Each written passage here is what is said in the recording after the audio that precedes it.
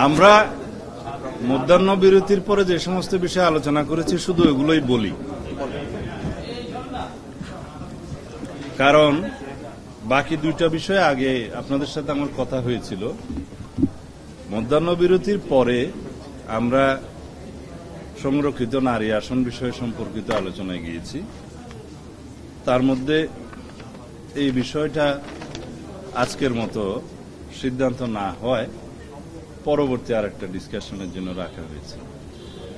যে বিষয়টা আপনারা জানেন যে আমাদের দলের প্রস্তাব এবং আরো অনেক রাজনৈতিক দলের প্রস্তাব হচ্ছে সংসদে নারী আসনের বর্তমান বিদ্যমান যে সংখ্যা সেটা 50।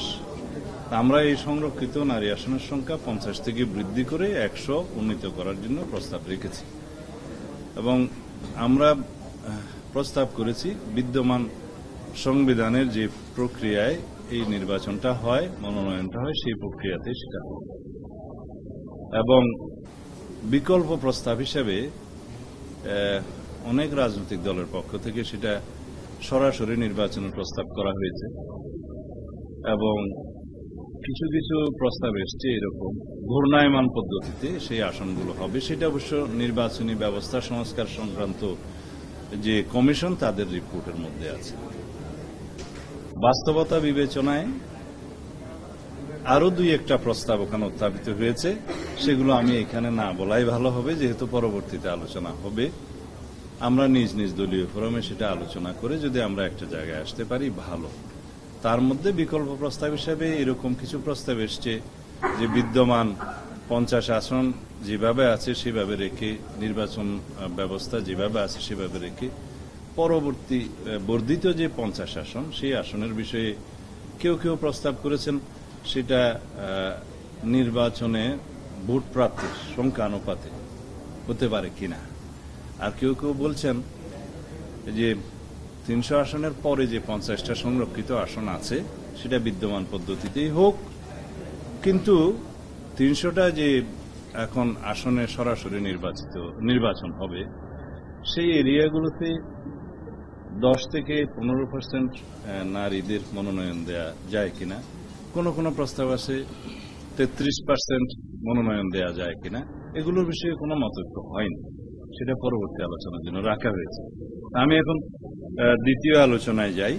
দ্বিতীয় আলোচনা হয়েছে দ্বিকক্ষ বিশিষ্ট পার্লামেন্টের বিষয়ে। তা আপনারা সবাই জানেন আমাদের দলের পক্ষ থেকে যে আমরা 31 দফা প্রস্তাব জাতির সামনে উপস্থাপন করেছিলাম, তার মধ্যে দ্বিকক্ষ বিশিষ্ট পার্লামেন্টের ধারণার সাথে আমরা একমত। আমাদের প্রস্তাব এবং আসন সংখ্যা এই উচ্চকক্ষের এটাকে সিনেটও নামকরণ করা হয়েছে, যদিও এটা এখনো ফাইনাল না। এখানে আসন সংখ্যা হবে 100, সেটা আমাদের প্রস্তাব। 100 আসনের বিষয়ে প্রায় অধিকাংশ রাজনৈতিক দল একমত এবং অধিকাংশ রাজনৈতিক দল দ্বিকক্ষ বিশিষ্ট পার্লামেন্টের বিষয়েও একমত। তবে কিছু কিছু রাজনৈতিক দলের সে বিষয়ে একটু আপত্তি আছে, তাদের সংখ্যা হয়তো বেশি নয় এবং এই 100 আসনের বিষয়েও প্রায় অধিকাংশ রাজনৈতিক দলের যারা দ্বিকক্ষে বিশ্বাস করে প্রস্তাব করেছে তাদের একমত। কিন্তু তার নির্বাচন পদ্ধতি নিয়ে এখনো পর্যন্ত তর্কটা শেষ হয়নি। তো সেই জন্য এখানেই আলোচনাটা সমাপ্ত হয়েছে এবং নিজ নিজ দলীয় ফোরামে এই আলোচনাগুলো করে ভবিষ্যতে কোন পদ্ধতিতে 100 আসনের নির্বাচনটা হবে সেটা নির্ধারণ করা গেলে তখন একটা জাতীয় ঐক্যমত্যের ভিত্তিতে জাতীয় সনদে সেটা স্থান পাবে। তো এখন এই পর্যন্তই থাক, কারণ 100 আসনের নির্বাচন পদ্ধতি নিয়ে আমরা যদি ঐক্যমতে আসতে পারি সেটা একটা, আর ওখানে নির্বাচন প্রক্রিয়ার মধ্যে কি কি ক্রাইটেরিয়া থাকবে সেটাও তখন নির্ধারিত হবে। আর দ্বিকক্ষ বিশিষ্ট আসনের এই আলোচনাটা পরবর্তীতে আবার হবে। আমি দ্বিকক্ষ বিশিষ্ট পার্লামেন্টের বিষয়ে যে পাওয়ার এন্ড ফাংশনের কথা বলা হয়েছে, এখানে বলা হচ্ছে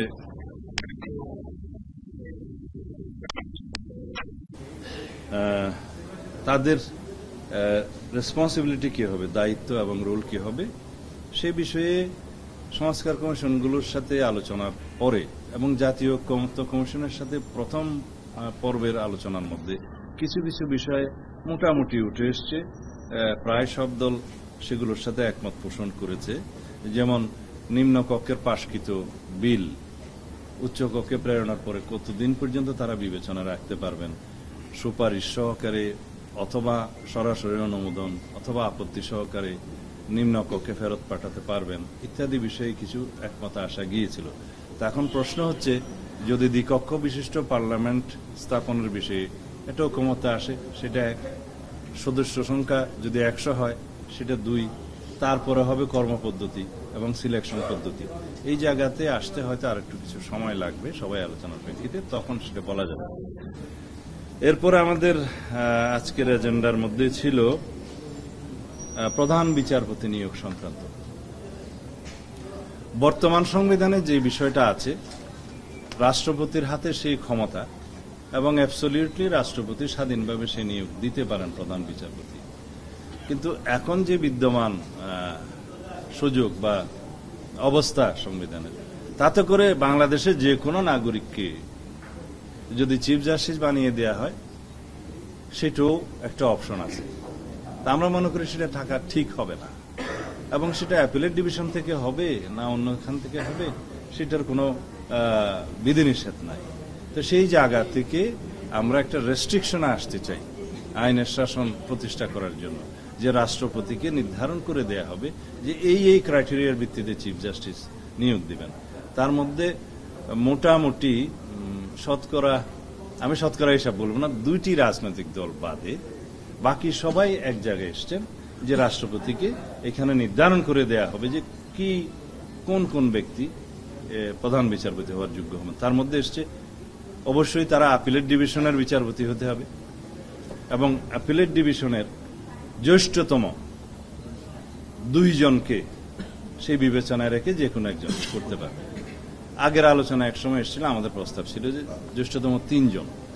এখন 2 জনের ক্ষেত্রে যেহেতু অধিকাংশ রাজনৈতিক দল, 2টি রাজনৈতিক দল বাদে প্রায় একমত পোষণ করেছে, কিন্তু এখানে আমাদের একটা বিষয় বিবেচনায় নিতে হবে। সবাই বলছে যে রাষ্ট্রপতিকে যদি এই অপশনটা দেয়া হয়, ভবিষ্যতে যদি পলিটিক্যালি এটা ইনফ্লুয়েন্স করার একটা মানসিকতা থাকে, তাহলে কি হবে? এখানে আমাদের একটা লজিক আছে। আপনারা সবাই জানেন যে জুডিশিয়াল অ্যাপয়েন্টমেন্ট অর্ডিন্যান্স 2025 একটা পাশ হয়েছে মানে অর্ডিন্যান্স জারি হয়েছে। সেই অর্ডিন্যান্সটা হাইকোর্টে অবশ্য চ্যালেঞ্জ হয়েছে, তার সেকশন 3, 5, 6 এবং 7 এটা চ্যালেঞ্জ হয়েছে। সেই রিটটা আবার ডিসপোজ অফ হয়েছে উইথ অবজারভেশন। তার এগেনস্ট বোধহয় আর একটা রিট হয়েছে, আমি জানি না সেটা এখনো শুনানিতে আসছে কিনা। সামহাও এই রিক্রুটমেন্টের জন্য, এই অ্যাপয়েন্টমেন্টের জন্য অলরেডি আইনটা কিন্তু অ্যাকশনে গিয়েছে। আপনারা দেখেছেন যে বিজ্ঞাপনের মাধ্যমে জাজেস নিয়োগের জন্য অলরেডি একটা প্রসিডিউর শুরু হয়েছে সুপ্রিম কোর্টে।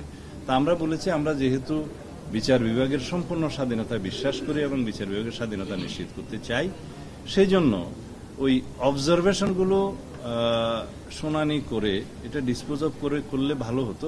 বাট এই আইনের বিপক্ষে আমরা কেউ নই এবং কোন রাজনৈতিক দলও এই আইনের বিপক্ষে কোনো মতামত আজ পর্যন্ত পত্রিকান্তরে দেয় নাই বা দেখা যায়নি।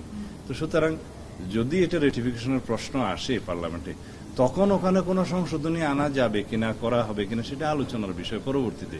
বাট এই আইন এবং নিরপেক্ষভাবে স্বাধীনভাবে বিচারক নিয়োগের যে প্রক্রিয়া, এগুলোর সাথে কেউ দ্বিমত পোষণ আমরাও করি নাই, কেউ করে নাই।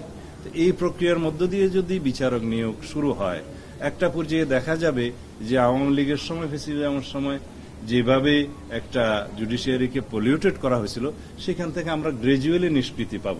একটা জায়গায় উন্নীত হলে সেই জাজেজের মধ্য থেকে যদি জ্যেষ্ঠতার ভিত্তিতে অ্যাপিলেট ডিভিশন এবং অ্যাপিলেট ডিভিশন থেকে চিফ জাস্টিস নিয়োগ হয়, সেই জায়গায় আমরা পৌঁছাতে পারবো এবং কমপ্লিট ইন্ডিপেন্ডেন্স অফ জুডিশিয়ারি, একটা নিউট্রাল চরিত্র আমরা তখন পাব। সেই জায়গায় যাওয়ার জন্যই তো আমরা সংগ্রাম করেছি, একটা স্বাধীন বিচার বিভাগের জন্য। যে বিচার বিভাগ পার্লামেন্টের, যে বিচার বিভাগ এক্সিকিউটিভের একটা হিসাবে, রক্ষা কবচ হিসাবে অথবা পাহারাদার হিসাবে অথবা ন্যাশনাল গার্ডিয়ান হিসেবে কাজ করবে। অলদো আমরা জানি সবাই কনস্টিটিউশনের গার্জিয়ান হচ্ছে সুপ্রিম কোর্ট, সবকিছু ইন্টারপ্রিট করার এবং যে কোনো এনাক্টমেন্টের ইন্টারপ্রিট করার বা বিচারের মধ্য দিয়ে সেটাকে আনকনস্টিটিউশনাল ডিক্লেয়ার করার সমস্ত রাইট কিন্তু সুপ্রিম কোর্টের আছে। তো সেই জন্য আমরা চাই এই সুপ্রিম কোর্ট কমপ্লিটলি ইন্ডিপেন্ডেন্ট হোক, নিউট্রাল হোক এবং একটা দেশের one of the most important organs out of 3 organs হিসেবে কাজ করুক, যার মধ্যে দিয়ে গণতান্ত্রিক প্রতিষ্ঠানগুলো শক্তভিত্তি পাবে, অন্তত সেখানে সর্বশেষ আশ্রয়স্থল হিসেবে যে কোনো নাগরিকের একটা বিশ্বাস থাকবে, যে আগে যেটা আমরা হারিয়ে ফেলেছিলাম। ধন্যবাদ।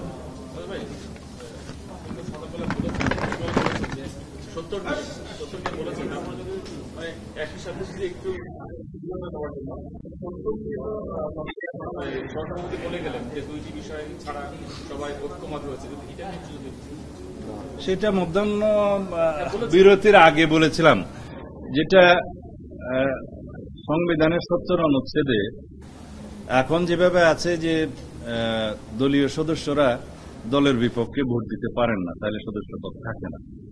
সেই জায়গা থেকে আমরা আমাদের 31 দফা প্রস্তাব আবারও বলি, সেখানে আমরাই প্রথম প্রস্তাব করেছি যে আস্থা ভোট, অর্থ বিল, সংবিধান সংশোধনী বিল এবং জাতীয় নিরাপত্তা সংক্রান্ত, এখন আমরা সেখানে একটু সংস্কার করেছি, জাতীয় নিরাপত্তা উইদিন ব্র্যাকেট যুদ্ধ পরিস্থিতি ইত্যাদি।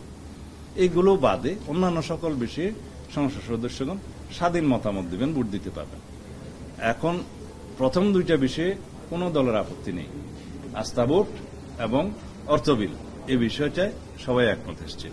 কিন্তু একটা সিদ্ধান্ত হয়েছে যে আমরা একটা নোট অফ ডিসেন্টের মতো একটা সংযুক্তি থাকবে, আমরা আমাদের নির্বাচনী ইশতেহারে বাকি 2টো জিনিসও উল্লেখ করব, যদি আমরা ম্যান্ডেট পাই তাহলে সেগুলো যাতে আমরা আমাদের মতো করে সংশোধনীতে আনতে পারি, তখন যাতে এই প্রশ্ন উত্থাপিত না হয় যে আপনাদের তো জাতীয় ঐক্যমত্য কমিশনে জাতীয় সনদের সিগনেচার করেছিলেন 2টা, এখন কেন 4টা করবেন। সেই প্রশ্নটা অ্যাভয়েড করার জন্য আমরা বলেছি সংবিধান সংশোধনী বিল এবং জাতীয় নিরাপত্তা সংক্রান্ত বিষয় 2টো আমরা ইশতেহার উল্লেখ করব, যদি ম্যান্ডেট পাওয়া যায় তাহলে পরে আমরা এটা বাস্তবায়ন করব।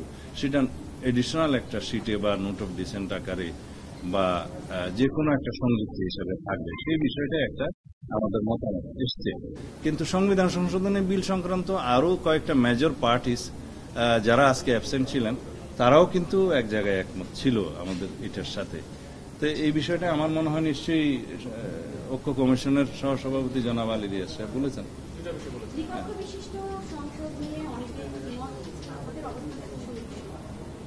আমরা দ্বিপক্ষ বিশিষ্ট পার্লামেন্ট প্রতিষ্ঠার প্রস্তাব তো অনেক আগেই দিয়েছি, আমরা 31 দফায় দিয়েছি, আমরা লিখিতভাবে সংস্কার কমিশন কাছে দিয়েছি এবং এখনো আমরা সেই জায়গায় আছি। ছোট প্রশ্ন ভাই, পিছন থেকে করি, তুমি সামনে এসে করো। সেটা হচ্ছে যে ভাই, যেই আলোচনাটা আজকে করলেন যে আপার হাউসে কোন বিল যদি যায় যেটা লোয়ার হাউস থেকে পাশ হয়ে গেছে, সেটা কতদিন আটকাইতে পারবে এবং ফেরত আসার পর আর পাঠাইতে হবে না, যেটা আপনারা বলছেন। তো আমার যেটা প্রশ্ন সেটা হচ্ছে যে কনস্টিটিউশন অ্যামেন্ডমেন্টের ক্ষেত্রে আপার হাউসে যে 2/3 মেজরিটির যে বাধ্যবাধকতা করা হচ্ছে, যে প্রস্তাব করা হচ্ছে, বাধ্যবাধকতা প্রস্তাব, সেইটার বিষয়ে আপনারা বলছেন কি? এখনো পর্যন্ত আপার হাউসের প্রতিষ্ঠার জায়গায় তো সবাই একমত হয়নি।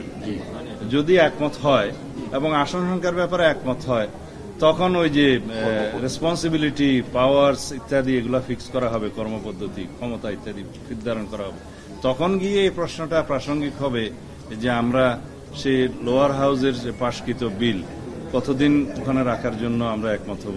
সেটা মোটামুটি একটা রাফ আলোচনা হয়েছিল যে নিম্নকক্ষে পাশকৃত যে কোনো বিল উচ্চকক্ষে 1 মাসের বেশি তারা ধরে রাখতে পারবেন না। অ্যামেন্ডমেন্ট সংশোধন, কনস্টিটিউশন অ্যামেন্ডমেন্টের ব্যাপারে অবশ্যই আমাদের যেটা দলগতভাবে প্রস্তাব আছে দলীয়ভাবে, সেটা হচ্ছে 2/3 মেজরিটিতে যেহেতু লোয়ার হাউসে সংবিধান সংশোধনীটা অ্যাপ্রুভ হতে হবে, একই প্রভিশনটা আমরা উচ্চকক্ষেও রেখেছি। এখন সেই আলোচনাটা পাওয়ার ফাংশন যখন ঠিক হবে তখন এটা নির্ধারণ করা যাবে। এখন আপাতত এটা প্রস্তাব। ধন্যবাদ।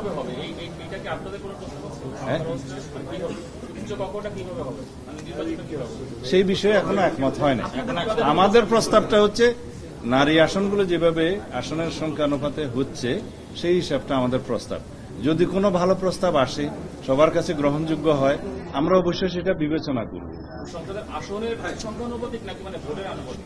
আসনের সংখ্যানুপাতিকে আমরা আছি, যদি নারী আসন সেটা এখন যেটা প্রবেশন আছে, হ্যাঁ আপারের কথাই বলছি আমি।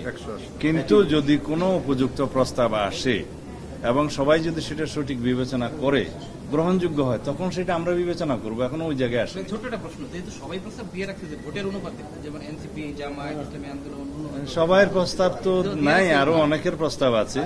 আমাদের সাথে যুগপৎ আন্দোলন শরীকের অনেকের প্রস্তাব আমাদের মতো আছে, 12 দলের প্রস্তাব আছে, এই যে লেবার পার্টির প্রস্তাব আছে, এগুলোও তো একটা অ্যাকাউন্টে নিতে হবে। আপনাদের সমমনা যারা হচ্ছে নাগরিক ঐক্য, গণসংহতি, গণ অধিকার পরিষদ, আমাদের কাছাকাছি প্রস্তাব, কেউ কেউ হয়তো একটু ডেভিয়েট হয়েছে, কিন্তু কাছাকাছি প্রস্তাব আছে, বাট এটা আলোচনার দাবি রাখে, এটা আলোচনার দাবি রাখে। বিএনপি কি এখন পর্যন্ত কোনো অবস্থানে, মানে কোনো ইস্যুতে, কোনো আলোচনায় তার অবস্থান কম্প্রোমাইজ করেছে কিনা? কারণ আমরা দেখছি আর্টিকেল 70 থেকে শুরু করে বিভিন্ন ইস্যুতে আপনাদের যে লিখিত অবস্থান, সেখান থেকে আপনারা এক চুলো সরেননি।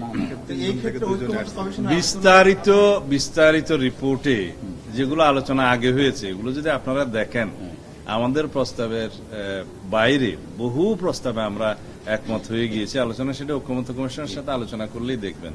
এবং নীতিগতভাবে একমত হয়েছি, আংশিকভাবে অনেকগুলো একমত হয়েছি, জুডিশিয়ারির ক্ষেত্রে, অ্যাডমিনিস্ট্রেশনের ক্ষেত্রে, দুদকের ক্ষেত্রে এবং আরো অন্যান্য ক্ষেত্রে, যেমন নির্বাচনী ব্যবস্থার ক্ষেত্রে বহু জায়গায় আমরা একমত হয়েছি, যেগুলো আমাদের প্রস্তাবের বাইরে ছিল। আলোচনার ভিত্তিতে একমত হওয়া যায় এবং তারাও বিভিন্ন রকমের সংশোধনের মাধ্যমে এসছে যে এইভাবে হলে কেমন হয়, আমরা বলছি ঠিক আছে এইভাবে হলে ভালো হয়। এভাবে অনেক এসছে, যেমন আজকে 70 অনুচ্ছেদের ব্যাপারে আপনারা বলছেন, দুইটা বিষয়ে সবাই একমত, আমরাও একমত হয়েছি, কিন্তু আমরা বলেছি যে আমাদের দলের পক্ষ থেকে আমরা এই দুইটা নোট অফ ডিসেন্ট দিয়ে এইভাবে সংযুক্তি রাখতে চাই, যেহেতু আমরা মনে করি জাতীয় নিরাপত্তার পরিস্থিতি, যুদ্ধ পরিস্থিতিতে অবশ্যই জাতিকে একমত হতে হবে, এটা ওপেন রাখলে হবে না। আর সংবিধান সংশোধনের বিলের ক্ষেত্রে আমরা যদি আস্থা ভোটের ক্ষেত্রে একমত হতে পারি, তাহলে সংবিধান সংশোধনের বিলের ক্ষেত্রে কেন একমত হব না? তো যেহেতু কিছু কিছু রাজনৈতিক দলের এ বিষয়ে আপত্তি আছে, সেজন্য আমরা বলেছি এটা নোট অফ ডিসেন্ট আকারে বাইরে রাখুক। যদি আমরা ম্যান্ডেট প্রাপ্ত হই, তখন যাতে আমাদের কোনো অসুবিধা না থাকে, জাতির কাছে যাতে আমরা পরিষ্কার থাকি যে এগুলো তো আমাদের ইশতেহারে ছিল বা আমাদের প্রস্তাবে ছিল। ধন্যবাদ।